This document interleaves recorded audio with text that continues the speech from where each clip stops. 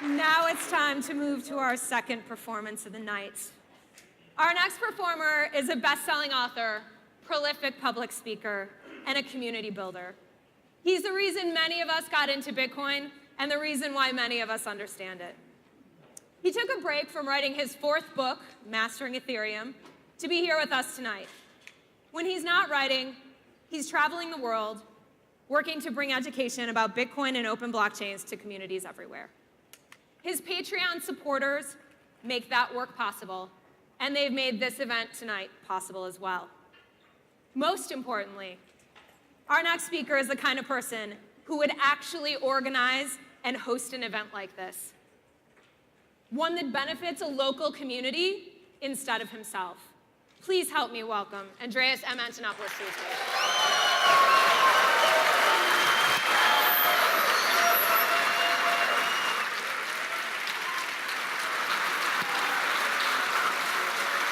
Wow. Wow, thank you. Thank you. Thank you so much. Thank you. I can't see any of you. It's all one big black thing. But I'm just so thrilled to be here. And thank you all for coming out. Thanks for making it. And thank you to all the volunteers. It was a really touching moment this morning. We did the sound check and practice run, and then watching 25 people who all volunteered, running around, scurrying, and getting all of the things that we had planned and trained for a month and a half all came together, and you made it. So here we are. Thank you.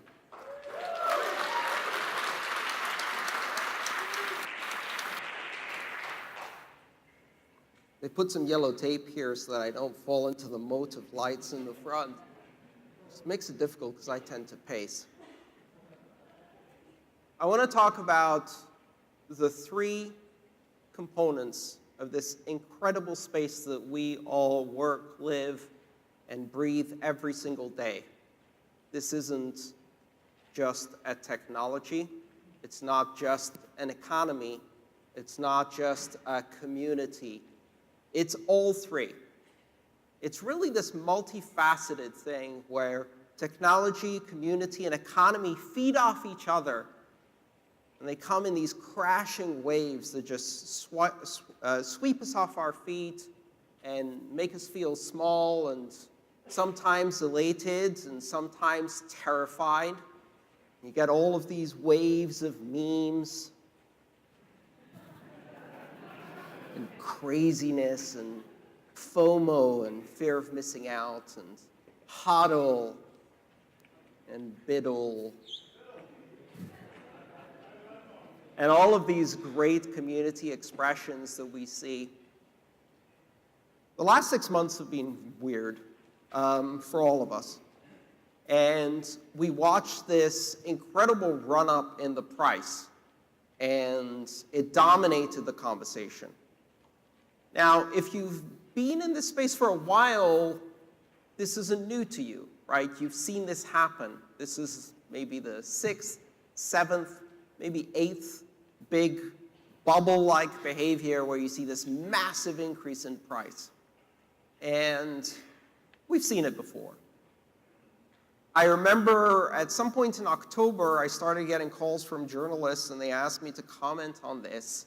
And they would ask in a very kind of cagey way, so what do you think? Could this possibly maybe be a bubble? I was like, of course it's a bubble.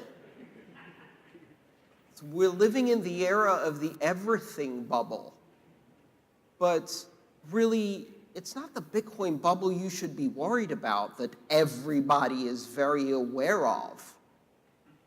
I'd be more worried about the subprime auto loan bubble, the stock bubble, the bond bubble, the real estate bubble, the student loan bubble, the debt bubble, the foreign exchange bubble, the FANG bubble, the tech bubble, the everything bubble. Yes, Bitcoin is a bubble, the most obvious of the bubbles right now. And 24 hours later,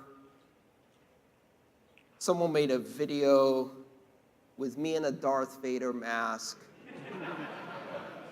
Said, Andreas went over to the dark side. He's calling it a bubble.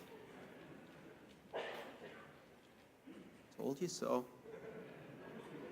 All I said was be careful. And obviously some people were not careful. Price dominated everything.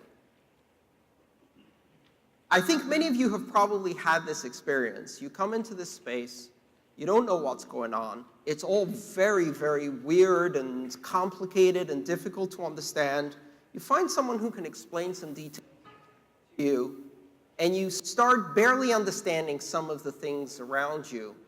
And then you suddenly realize that even though you are quite aware you don't know what the hell is going on in this Bitcoin space, or in the related space, the entire cryptocurrency space, to everyone you know, you're the expert. And they come to you and they go, you know about Bitcoin. Should I invest in IOTA? Or, you know about Bitcoin, is this a good time to get in? And maybe you told them when the price was, I don't know, 200, and they ignored you because they thought it was silly internet money. But the morning that it hits 19,000, they call you up and they go, is this a good time to get in? And depending on whether they're a good friend, in which case you say, hell no, wait, or they're that douchebag who bullied you in high school, in which case you're like, yeah, now's the time to get in, Chad.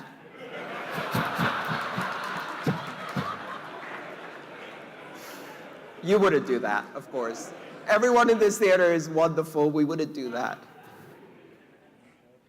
But the best part, after you told them to get in at 200 and they ignored you and they called you up at 19,000, in January and February, you start getting the calls, I know you've had them, where someone calls you up and they go, are you okay? I saw on CNBC that Bitcoin crashed.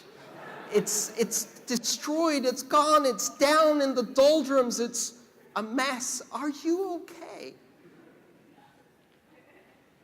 Now, let's not minimize the fact that a lot of people who did get in at 19,000, probably in a very ill-advised way, are hurting. And that's not funny. That's bad investment decisions, and you should be very, very careful. These things are extremely volatile, but it is extremely ironic when people call you up and they go, are you okay? Because we heard it crashed. A year ago, we were just over 1,000. So price-wise, we're up a cool 800%. So your answer should probably be, you're in S&P index funds. Are you okay?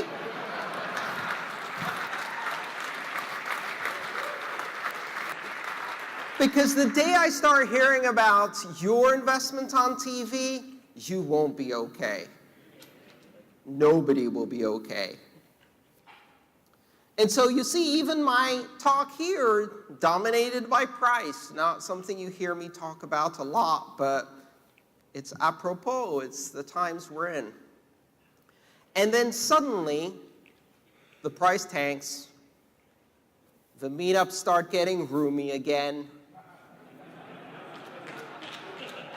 the phone calls stop, some people start laughing at you again, because they're like, I told you it was crazy magic internet money that would crash.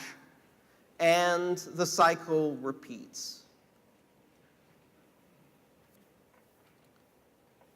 Do you guys like farmers markets? Anybody here like farmers market?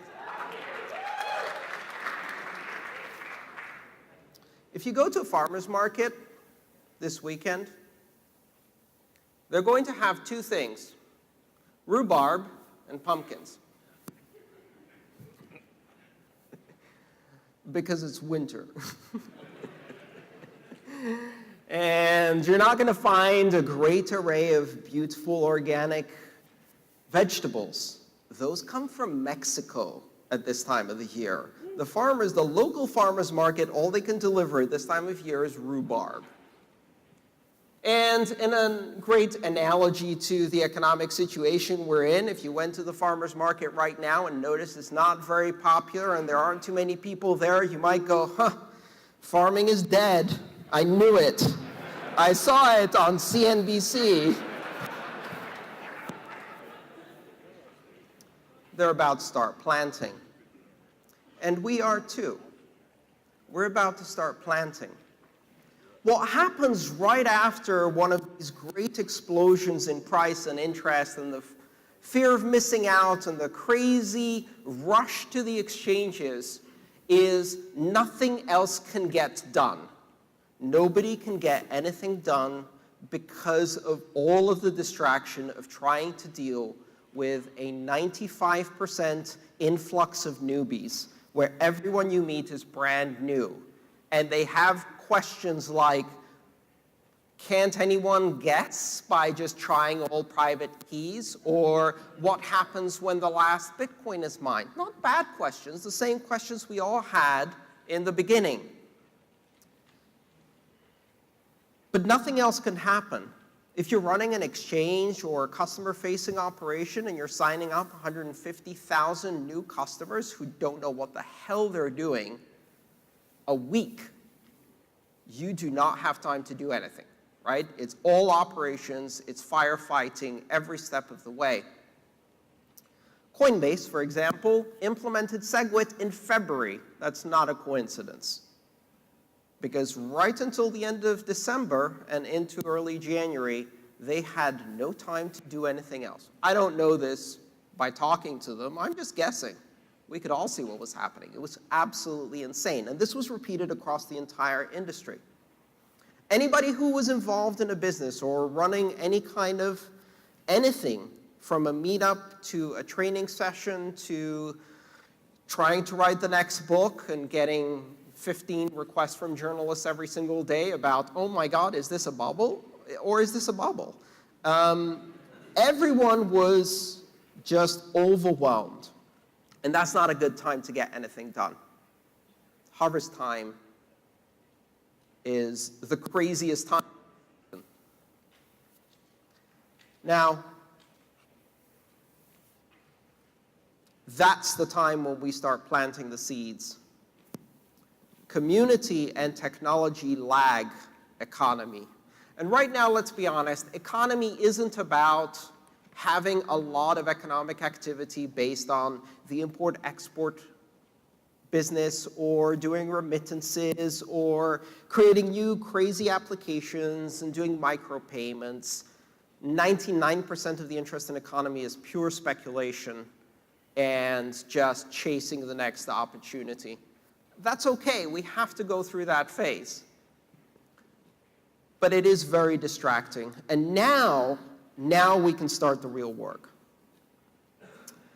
In a group like Bob, Bitcoin and the Open Blockchain, and any of the other big meetup and community groups, you're going to have this influx of people who are excited about the price, and the only reason they came is because of the price. Let's be absolutely honest.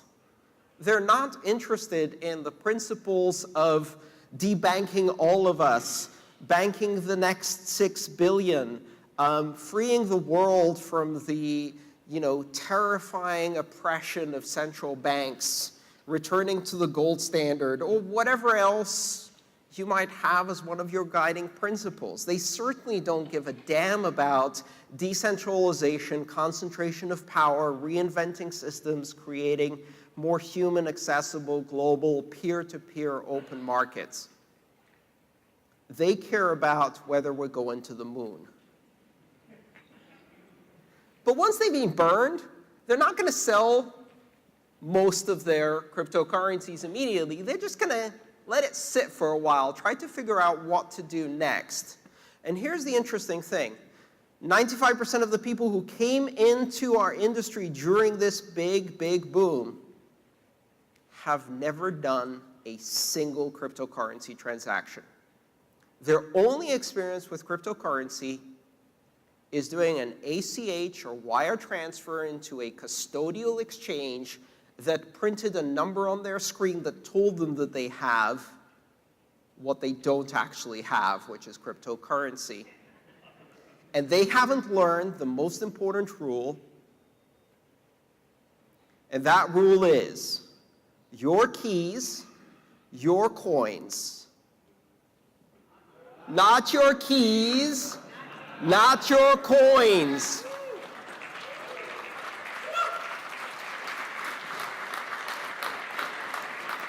Who's going to teach them that? Who's going to teach them that? You are. Bob is. They have everything to learn. Right now, they know nothing.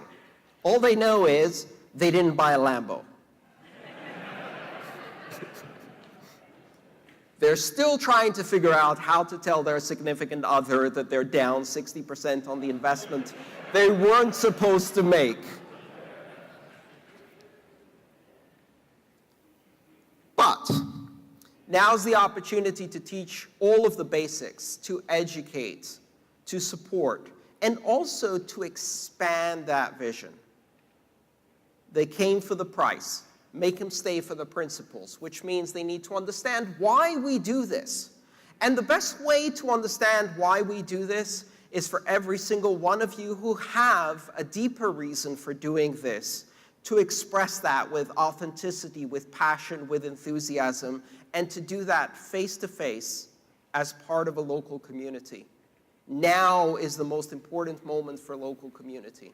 Now is when we help educate people on why we do this, why we care so much about this, and dispel all of the weird rumors and myths that they hear and help focus their education on the things that matter. Somewhere in there may be a partner for you for your next startup, a graphic designer who can help you make a user experience or user interface for a wallet that doesn't suck,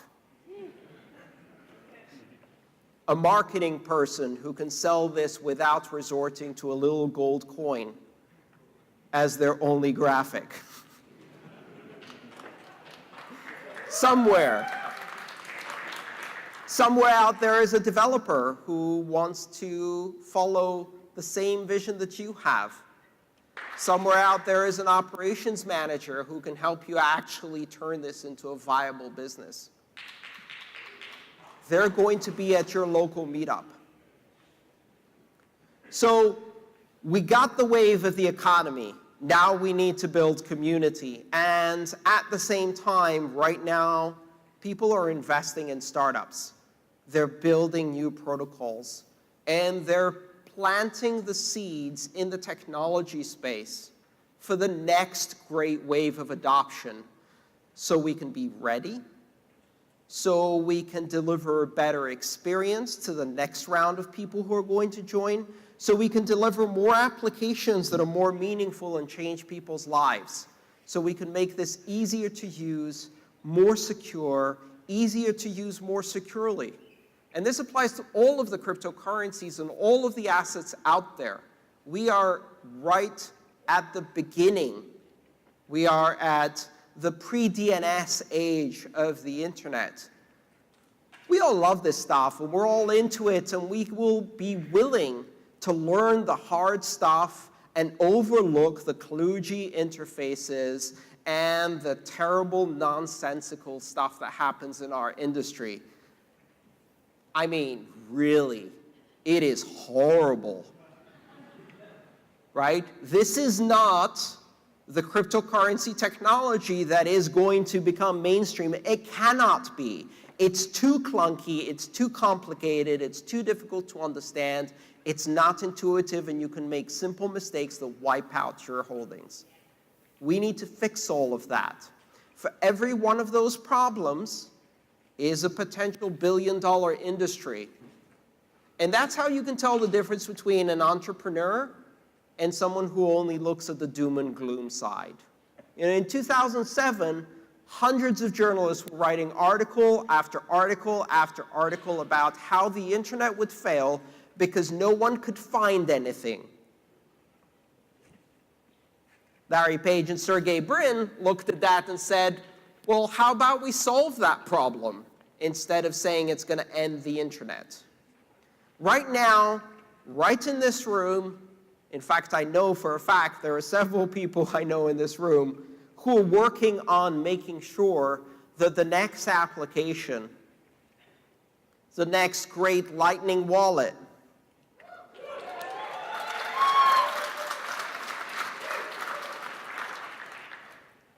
the next great big block Bitcoin Cash application, the next Ethereum smart contract, it doesn't matter. Build it. Make it better. It's too important to lose focus over petty disagreements and minor issues.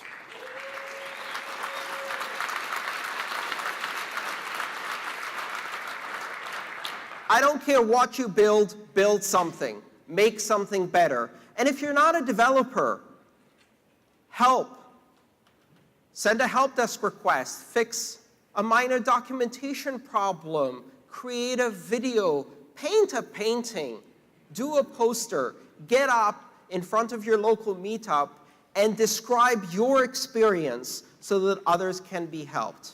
Everyone has a role to play, and that's what community is about. Everybody thinks the cryptocurrency market just died in January. They look at the empty field and they think nothing is happening. And yet that field is planted, and we're waiting for one good rain and a few days of sunshine, and we're going to do this all over again, and it's going to be even crazier the next time, and we'll be better prepared with better applications, better education, better technology, and stronger community. Thank you very much.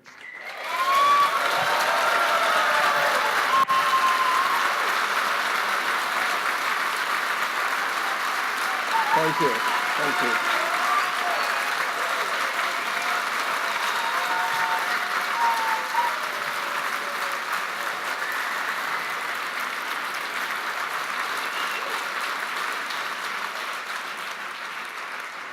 I hope you're all as excited as I am. The next part of this is one of my favorite parts of the evening, which is the completely out of control random Q&A session. So, we have microphones in the center section where you see the light over there. There's a microphone. If you want to ask a question, you go to that microphone, ask me a question. We've got about 10 or 15 minutes to go through as many questions as you want, as many questions as we can fit in that time. So line up behind that microphone where you see the light there.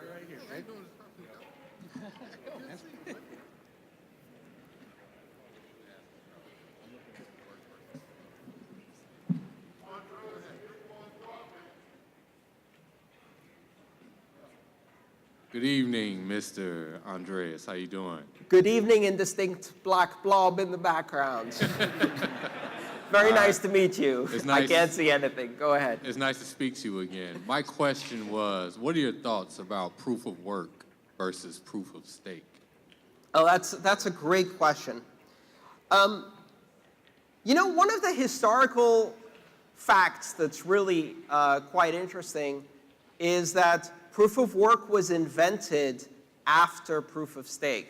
And it was invented by Satoshi Nakamoto because proof of stake systems hadn't been able to work before.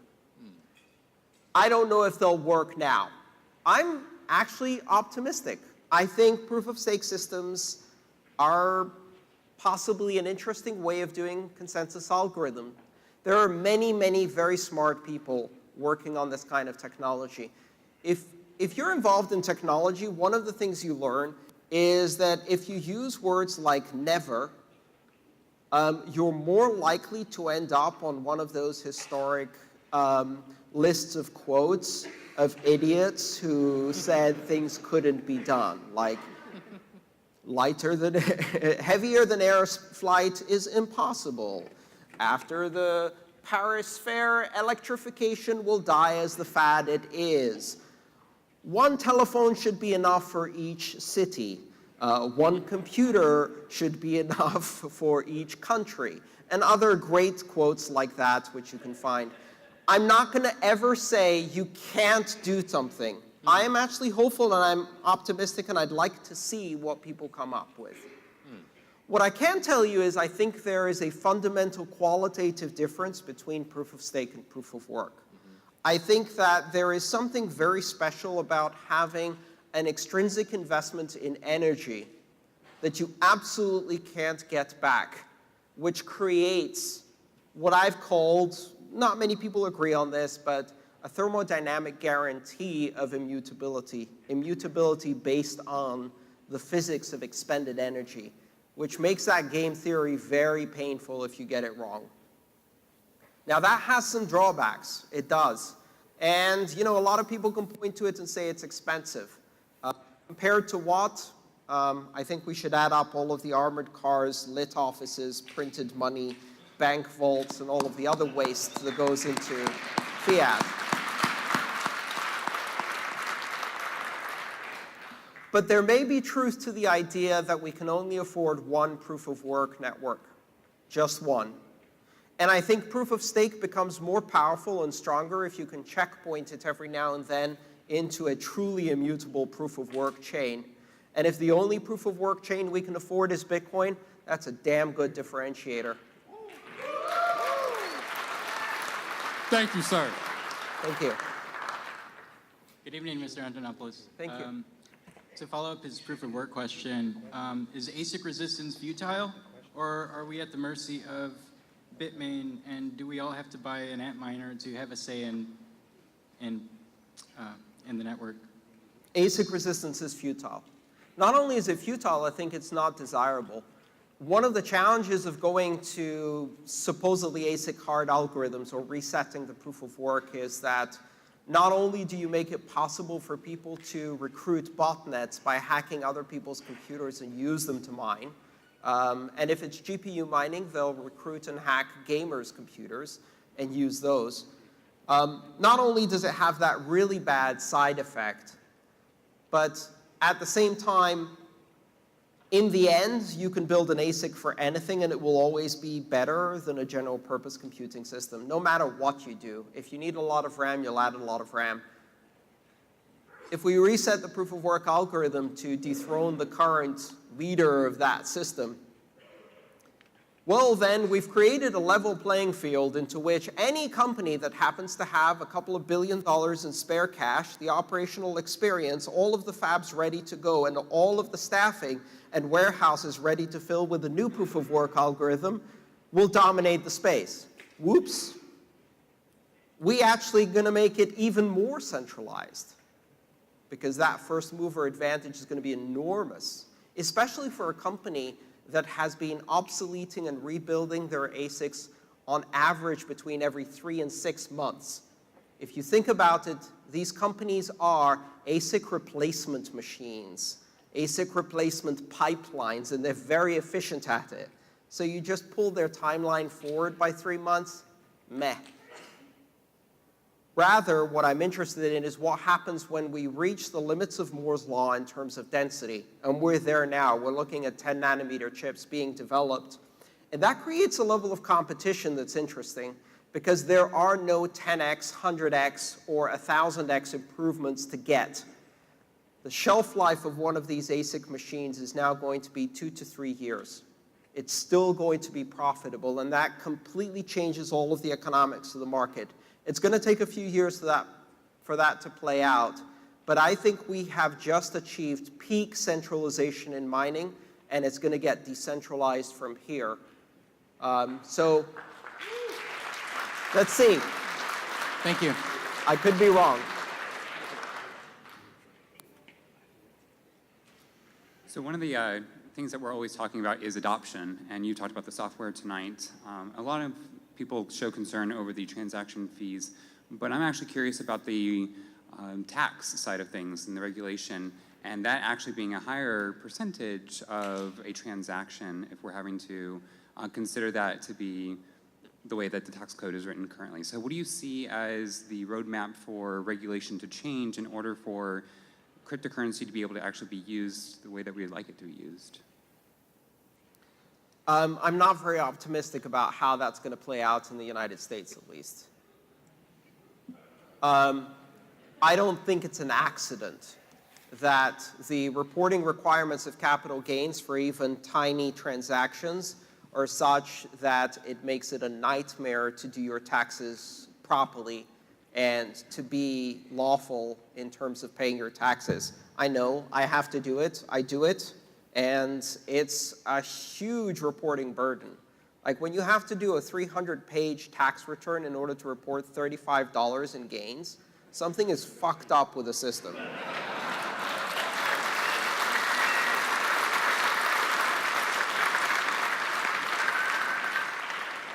What I can tell you is that my accountant, who happens to be in the audience today, is going to make more money than the IRS is on capital gains this year for the work of reporting. And that is backwards. That is messed up.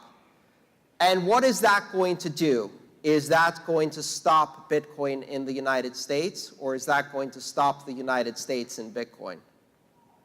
You can get your country out of Bitcoin, but you can't get Bitcoin out of your country.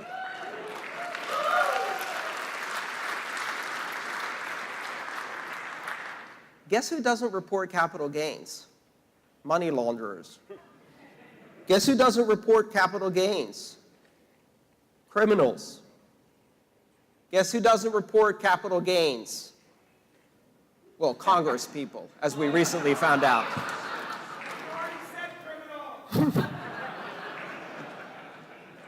So when there's a policy in place that's designed in such a way that it penalizes people who are trying to do the right thing, and the people who are going to break the law anyway and avoid taxes altogether are still going to do that, you have to question whether the purpose of that policy is to support an industry that is still trying to use 70s technology and treat us to a 9-to-5, Monday to Friday, business as usual bullshit system that they call banking.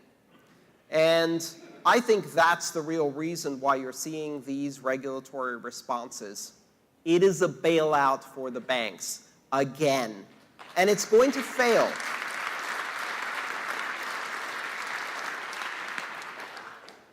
But it's going to keep happening, and it's going to keep escalating in many countries around the world.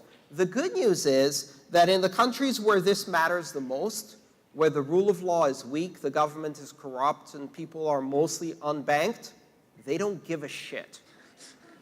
And they're going to use it anyway. So this is a losing battle. So if you thought this was going to be easy, or if you thought governments weren't going to fight dirty, you might be surprised by this. But the bottom line is that no matter what they try to do, no matter how much regulation they try to impose, they cannot stop this technology. Thank you.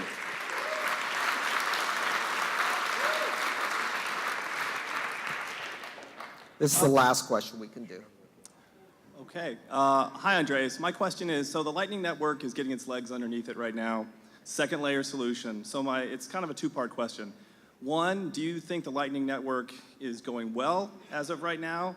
And two, if we need a third layer solution, what is that going to look like? What is your vision for a third layer on top of Lightning? What might that look like?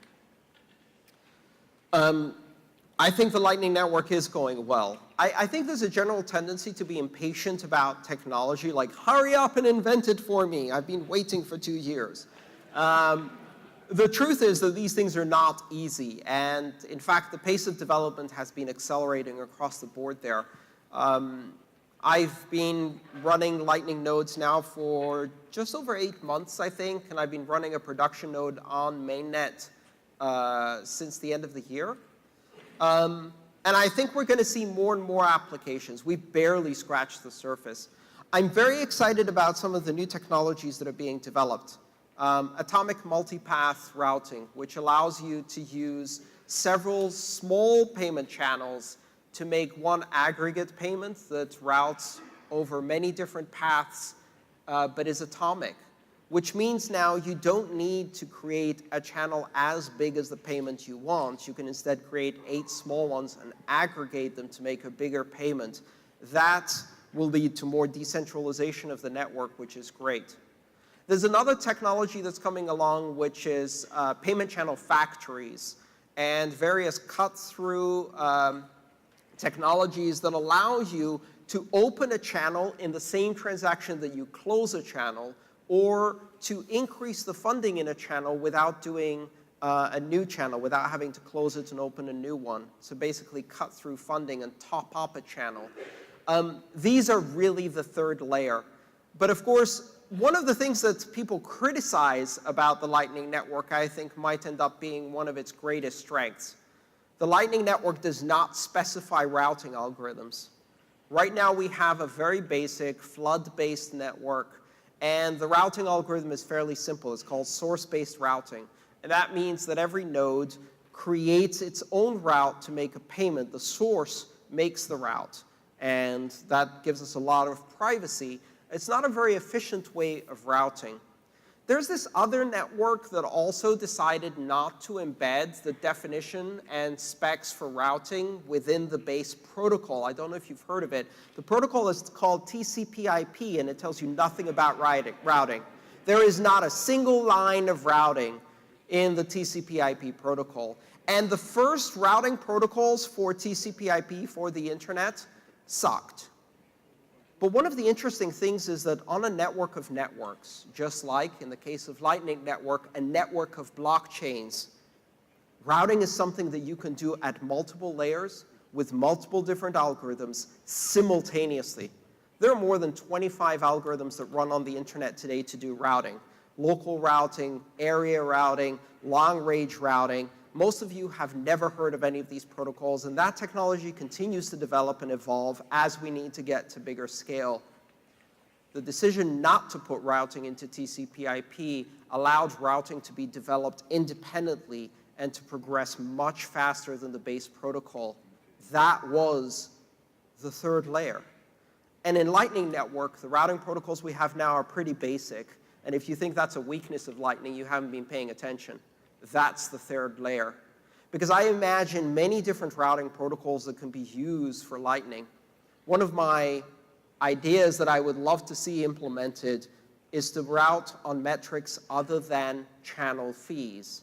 For example, I would like to see the ability to route on the most private route, to be able to select privacy as the metric, to be able to select only through nodes that guarantee they don't keep logs of any of the transactions that flow through them.